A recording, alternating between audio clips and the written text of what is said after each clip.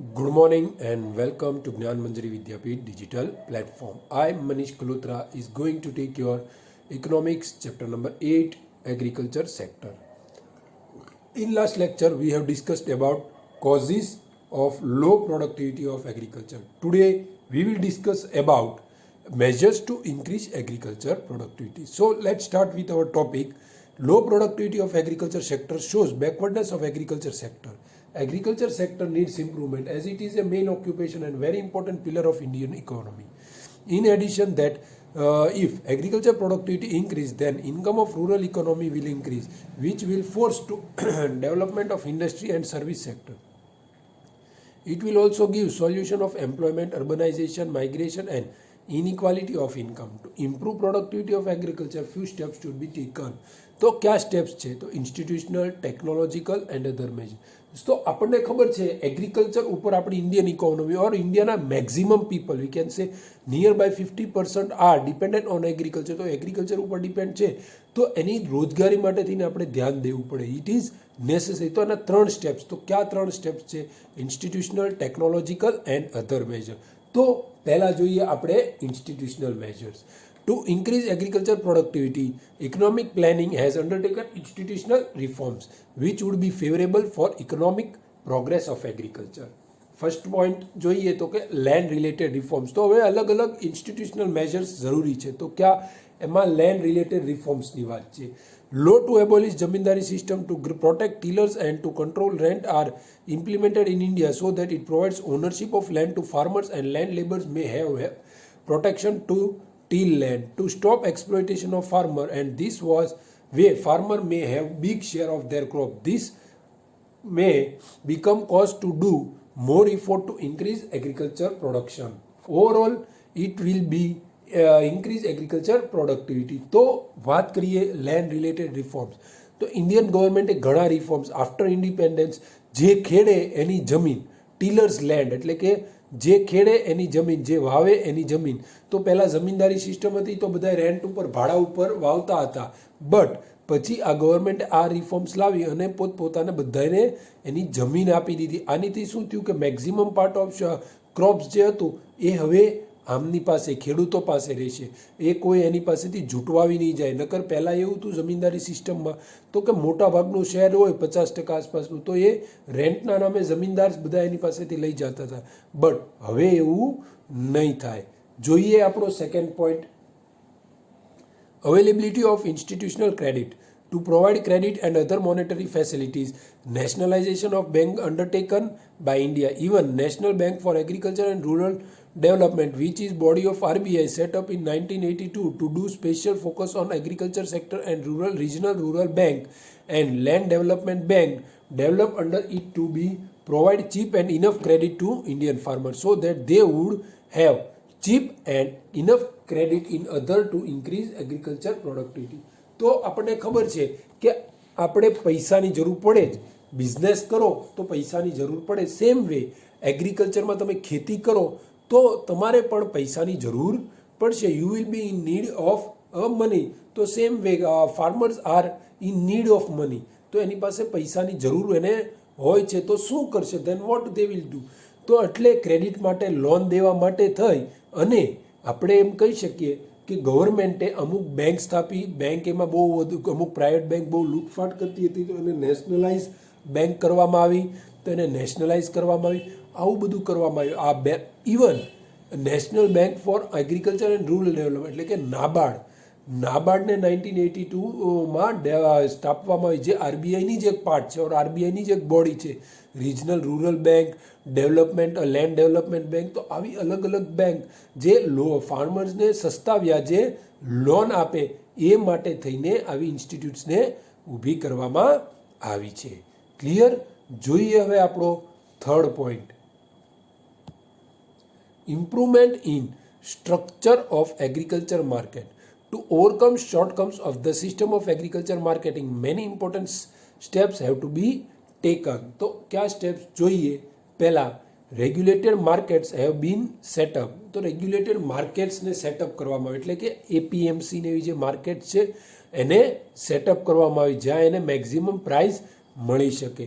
તો બીજો જોઈએ, to classify the agriculture produce as per their quality, Agmark means agriculture marketing has been introduce. તો એને ક્વોલિટી એગમાર્ક જેવું આપણે આવે ને કે વેજ નોન વેજ આ બધી અલગ અલગ એવું ક્લાસિફિકેશન આપવા મળ્યું છે એગ્રીકલ્ચર પ્રોડક્ટ્સ માટે. તો એ એગમાર્ક એક પાર્ટ છે એવું જે એગ્રીકલ્ચર પ્રોડક્ટનું હોય છે એ માટે એનો એક માર્ક આપવામાં આવે છે. તો ક્લિયર. જોઈએ third point, national warehouse corporation and state warehouse corporation started to increase agriculture produce of farmer. તો શું કહે છે, national warehouse corporation and state warehouse corporation એને આખા વેરહાઉસ બનાવ્યા, મોટા ગોડાઉન, જ્યાં આપણા ફાર્મર્સ છે એનું પ્રોડ્યુસને આપણે સ્ટોર કઈ રીતે કરી છે, how we can store the goods of the farmer, it is has to be seen here. Clear. જોઈએ fourth point, system have been develop to provide information about price of agriculture produce. તો એક system એવું develop કરવામાં આવ્યું છે જેમાં proper information about price મળે. તો આપણે મહુવાની જ એપીએમસીની વાત કરીએ તો એક એપીએમસીની મહુવાની જ એપ છે. તો એ એપ દ્વારા આપણને ખબર પડે છે કે રોજનું કોઈ ઘઉંનો શું પ્રાઇસ મિનિમમ હતો, મેક્ઝિમમ શું પ્રાઇસ હતો, કેટલો ઘઉં આવ્યા છે માર્કેટિંગ યાર્ડમાં, બાજરાનો એ રીતે હોય, ડુંગળીનો, લસણનો, બધાનું એ રીતે થઈ શકે. ક્લિયર. જોઈએ fifth point, to protect farmers from market price changes, bottom price being announce by government. તો શું કહે છે, ફાર્મર્સને જે પ્રોટેક્ટ સસ્તા ભાવમાં વહી જાય એની સામે આપણે એમ કહીએ ને ગવર્મેન્ટે ફિક્સ ભાવ કરી દીધા, એનીથી નીચે તમે ન લઈ શક્યો તો એ ભાવ બાંધી દીધા. તો આવું એનાઉન્સ કરવું જોઈએ government. Yes, government is doing all this things also, not doing not, but this all things are done by government also. એટલે આવું બધું કરવામાં આવે છે. જોઈએ હવે fourth point, agriculture research. Indian farmers are not able to do research as they are less educated, therefore their duty is allotted to NABARD. It does many research and it gives knowledge and training to farmers about it. So farmers should not cultivate only with traditional technique, but they produce as per rising demand and by that earn more income and start doing market oriented production. 2. Introduce them in agriculture reforms program, collective rural development program, Panchayati Raj, integrated rural development programs, Jan Dhan Yojana, etc. started to modernize the agriculture structure to direct them to increase the agriculture activity and productivity. તો હવે ગવર્મેન્ટને એક તો આપણને ખબર છે કે research માટે farmers આપણા કાંઈ ન કરી શકે. રીઝન શું છે? First, they are not educated. Second, they are very poor. They can't even get proper needy things. proper needy નહીં, એને સારું ઘર નથી હોતું. તો એ રિસર્ચ ઉપર કઈ રીતે ખર્ચો કરી શકે? they can't do the expense on research. તો આવો બધો એને એક્સપેન્સ ન હોય. તો એ માટે ગવર્મેન્ટે નાબાર્ડને આ કામ સોંપ્યું છે. નાબાર્ડ શું છે આપણે વાત કરીએ, એક બેંક છે. તો એ નાબાર્ડને આ સોંપ્યું છે. તો નાબાર્ડ આજે ફાર્મર્સની વતી આજે રિસર્ચ કરે છે. એમાં કોઈ સુધારા લાવવાની જરૂર હોય તો એ સુધારા લાવે છે અને ફાર્મર્સને કહે છે, એને ટ્રેનિંગ આપે છે, નોલેજ આપે છે કે કઈ રીતે તમે બેસ્ટ વેથી પ્રોડક્શન કરી શકો છો, પ્રોડક્ટિવિટી એગ્રીકલ્ચરની વધારી શકો, હાઉ યુ કેન ડુ મોર. તો આવું બધું આવી રીતે ગવર્મેન્ટે ઘણા સ્ટેપ્સ લીધા છે.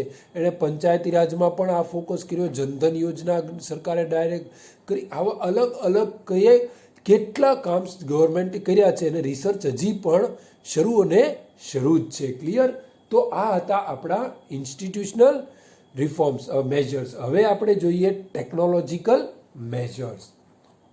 Compared to institutional measures, technological measures are more easy and fast to give benefit. Therefore, these changes have more importance in agriculture development strategies. They are as follow. તો આપણે ઇન્સ્ટિટ્યુશનલ મેજર હજી આપણે એમ કહીએ farmer સુધી પહોંચવા અઘરા છે, બટ ટેકનોલોજીકલ મેજર્સ છે ઇટ ઇઝ ઇઝી ઓર એ સહેલા છે અને ઝડપથી પ્રોડક્શન એનું વધારી શકે છે. તો એમાં આપણે પહેલો પોઈન્ટ જોઈએ, improved seeds. Improved seeds are developed by scientific invention. This scientific development seeds give more production, help in producing crops speedily and marketing, protect crop against diseases. India has achieved a notable rise in food grains production which with the help of these types of seed. Therefore, extraordinary rise in food grains production is known at the place of agriculture revolution as seed revolution. National Agriculture Resource Committee, National Seed Corporation and agriculture universities give priority to seed development to increase agriculture productivity in India. તો વાત કરીએ improvement of seeds. Improve સીડ્સને કઈ રીતે improve કરવું, આપણે બિયારણ હોય છે એને કઈ રીતે હજી સુધારો, કપાસ હોય છે, ડુંગળી હોય છે, કોઈ બીજો હોય છે, તો એ બધું આપણે જે વાવેતર હોય છે એને ઘઉં, ચોખા, એને કઈ રીતે વધારે અને વધારે આપણે પ્રોડક્ટિવ બનાવી શકીએ, વધારે પ્રોડક્શન કઈ રીતે આપી શકીએ, તો એવા સીડ્સ બનાવવામાં ભારત સરકારે બનાવ્યા છે. આપણે એમ કહી શકીએ એને હાઇબ્રિડ સીડ્સ. એને હાઇબ્રિડ બનાવવા આજે સીડ્સ ઘણા થઈ ગયા છે. એ સીડ્સ હાઇબ્રિડ આવ્યા પછી ફરક એટલો પડ્યો કે જે આપણે બહારથી ઇમ્પોર્ટ કરવા પડતા ફૂડ ગ્રેઇન્સ નહીં, એ આજે આપણે એક્સપોર્ટ કરતા થઈ ગયા છે. Now we are exporting all this seeds. Reason તો ઇમ્પ્રૂવ સીડ્સ આવ્યા. સીડ્સ આવા ઇમ્પ્રૂવડ હતા, હાઇબ્રિડ સીડ્સ આવવાથી આપણું પ્રોડક્શન ઘણું વધી ગયું. It has increase must. તો આ રિવોલ્યુશનને આપણે એગ્રીકલ્ચરમાં જે આ સીડ્સ ઇમ્પ્રૂવ સીડ્સને રિવોલ્યુશન આવ્યું, એ રિવોલ્યુશનને શું કહેવામાં આવ્યું? તો કે એઝ સીડ રિવોલ્યુશન, એટલે કે સીડ રિવોલ્યુશન તરીકે એને ઓળખવામાં આવે છે. તો એ સીડની સારી ગુણવત્તાની કારણે આજે આવું સારું મબલક પ્રોડક્શન થઈ શકે. તો આવું કોણ કરે છે? તો કે નેશનલ એગ્રીકલ્ચર રિસર્ચ કમિટી કરે છે, નેશનલ સીડ કોર્પોરેશન અને એગ્રીકલ્ચર યુનિવર્સિટી આવી સીડ ડેવલપમેન્ટના કામમાં જોડાયેલી છે. ક્લિયર? તો હવે જોઈએ આપણો second point, use of chemical base fertilizer. Use of chemical fertilizer increased with the use of improve seeds in India. Chemical fertilizers, based fertilizers give enough nutrition to plant and help it to grow rapidly. Therefore, the fertilizers are very beneficial to increase agriculture productivity. Nitrogen, phosphate, potash and other chemical used as per crop. Chemical based fertilizer produced by public sector enterprises are also used in India. Even fertilizers are improved and distributed at lower rates, or we can say at a subsidy rate. So chemical fertilizer આપણે એમ કહીએ આધુનિક ખાતર, આપણે એમ કહીએ ને એ ખાતર, રાસાયણિક ખાતર, તો એ કેમિકલ બેઝ ફર્ટિલાઇઝર કહેવાય. રાસાયણિક ખાતર જે આવે છે, જે આજે આપણું લેન્ડને સુધારે છે, પછી પાછું આપણા જે છોડવા હોય છે, આપણે ઘઉં બાજરો જે વાવ્યું હોય તો એના છોડવાને સારું ન્યુટ્રિશન પ્રોવાઈડ કરે. આપણે એને કઈ રીતે વધારે એનો વિકાસ થઈ શકે, એનું ડેવલપમેન્ટ કઈ રીતે જાળવાનું વધારે થઈ શકે, એ ઉપર આ ફોકસ આપે. તો આવા કેમિકલ ફર્ટિલાઇઝર્સ ગવર્મેન્ટની કંપનીઝ પ્રાઇવેટ કંપનીઝ ખૂબ પ્રમાણમાં પ્રોડ્યુસ કરે છે અને એ સબસિડી રેટ ઉપર પણ ઘણા એવું આપવામાં આવે છે. ખેડૂતોને સબસિડી રેટમાં પણ આ વસ્તુ આપવામાં આવે. તો રીઝન શું છે? તો કે કઈ રીતે એનું પ્રોડક્શન વધી શકે, પ્લસ એને ફાર્મર્સને કઈ રીતે વધારે આવકનું લાભ મળી શકે, અને આવા કેમિકલ ફર્ટિલાઇઝર્સ કઈ રીતે આપણે એમ કહી શકીએ કે ખેડૂતો વધારે અને વધારે યુઝ કરે. તો આવા કેમિકલ ફર્ટિલાઇઝર આપણે નામ દઈએ તો ઉરિયા આવે છે, ડીએપી, પછી જીપ્સન, મોરસિયું કહેવાય છે. તો આ બધા અલગ અલગ કેમિકલ ફર્ટિલાઇઝર્સ છે જે આજે આપણે એમ કહી શકીએ કે ખેડૂતો યુઝ કરે છે. આપણે અહીંના વિસ્તારોની ખાસ વાત કરીએ તો એ વધારે યુઝ કરવામાં આવે છે. ક્લિયર? જોઈએ second point, increase in irrigation facility. Indian agriculture sector depends on sky for main purpose in majority case, but rain is quite uncertain, so it directly affects agriculture production and productivity. India has one of the big issue of agriculture, which is inadequate facility of irrigation. If agriculture has to come out from uncertainty of rain and to provide certainty in irrigation facility, then different motive of small scale and medium scale irrigation project should be developed, and this task should be prioritized. To expand the service of irrigation, development program of irrigation sector and infrastructure development fund set up by India. In addition to that, incomplete irrigation projects and to develop other facilities NABARD have signed. તો વાત કરીએ irrigation facility. આપણને ખબર છે ભારતમાં maximum ખેતી એ ચોમાસા ઉપર કે વરસાદ ઉપર ડિપેન્ડ હોય. જો સારો વરસાદ થાય તો પાક આવે છે, જો સારો ન થાય તો તમારો પાક વયો જાય છે, તો ફેલ જાય છે. તો આ રીતે આ જે ચોમાસાઓ તો ગવર્મેન્ટને ફોકસ કરવો પડે છે. Government has to take sum steps. તો ઇરિગેશન માટે સ્મોલ નાના મોટા ઇરિગેશન આપણા નર્મદા કેનાલનું જે છે તો હજી ખેડૂતો સુધી પહોંચી નથી, તો એ બધા ગુજરાતના ખેડૂતો સુધી પહોંચવી. તો આવા અલગ અલગ કાર્યો, even NABARD is doing this all works, plus government, state government, central government is also doing the same. Clear? જોઈએ fourth point, use of machine. One of the reason for low productivity of agriculture is traditional equipment or machines.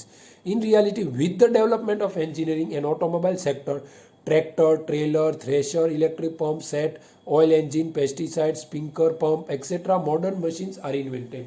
These machines are very useful to have more than one crop a year, which increase productivity. તો productivity વધારવા માટે આપણે આ old machines, હજી ઘણા ગરીબ નાના ખેડૂતો છે તો એ હજી જૂનવાણી કામથી જ ખેડૂતો બળદ, લાકડાના હળ એનીથી જ ચલાવે છે. બટ હવે આપણે આગળ વધવું જોઈએ. આપણે machines like tractor, trailer, thresher, electric pump, હવે તો ટ્રેક્ટરના દવા છાંટવાના પંપ આવ્યા છે, પેસ્ટિસાઇડ પંપ જે આપણે કહીએ, તો એ બધું યુઝ કરવું પડે. આ યુઝ કરશું ત્યારે જ આપણને વધારે પ્રોફિટ મળશે. This all things is our investment which will give us good return. Clear? જોઈએ ફિફ્થ પોઈન્ટ, પેસ્ટિસાઇડ્સ.